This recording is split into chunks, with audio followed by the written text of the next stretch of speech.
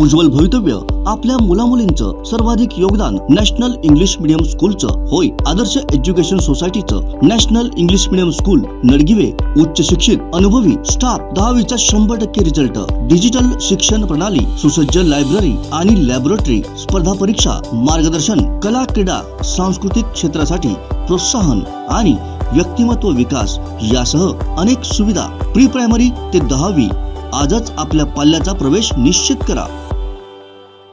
मनसेच्या वतीने कोकणातील रस्त्यांच्या दुरवस्थेसंदर्भात वेगवेगळ्या प्रकारचे आंदोलन करण्यात येत आहे। 2 दिवसांपूर्वी पाली व हातिवलीच्या टोल नाक्यावरती मनसैनिकांनी धडक देत त्याची तोडफोड केली। त्याच अनुषंगाने कणकवली ओसरगाव टोल नाक्यावरती 18 ऑगस्टपासून कडक पोलीस बंदोबस्त ठेवण्यात आला आहे। पाहूयात।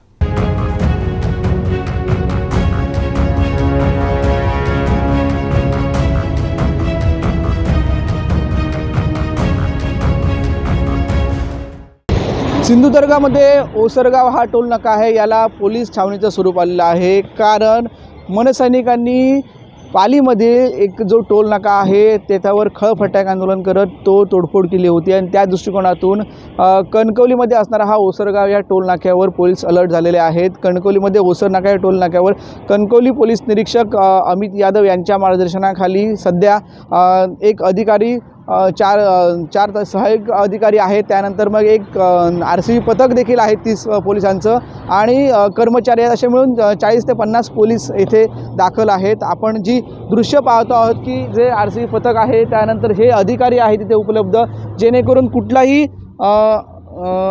अनुचित प्रकार इथे घडू नये यासाठी हे सर्व कर्मचारी आणि अधिकारी येथे आहेत। आपण ही सर्व जी टोल नाक्यावरची जी अधिकारी आणि जे कर्मचारी आहेत उपस्थित आहेत ते सर्व आपल्या दर्शकांना दाखवत आहोत की जे आंदोलन मनसेच्या वतीने करण्यात येत आहे। कारण टोल नाक्यावर खळफटाक हे आंदोलन मनसेचं असतं आणि ते मनसेचं आंदोलन या दृष्टिकोनातून खूप धसका घेतलेला आहे। या सिंधुदुर्गातील टोल नाक्याने देखील धसका घेतलेला आहे आणि त्यामुळे प्रशासन अलर्ट झालेलं आहे। प्रशासनाच्या वतीने आता पोलीस प्रशासन इथे दाखल झाले आहे आणि त्यांनी येथे या टोल नाक्याला संरक्षण दिलेलं आहे।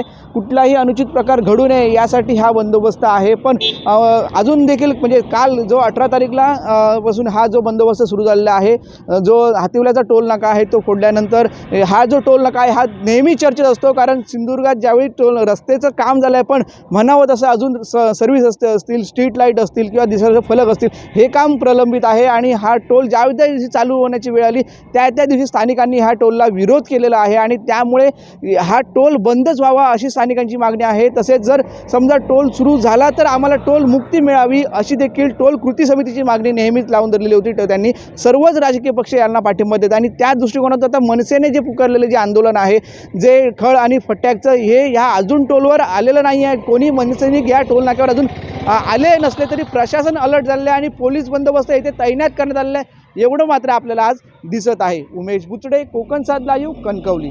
करा कोकणचं नंबर 1 महा चॅनल कोकण 7 लाईव्हचं YouTube चॅनल।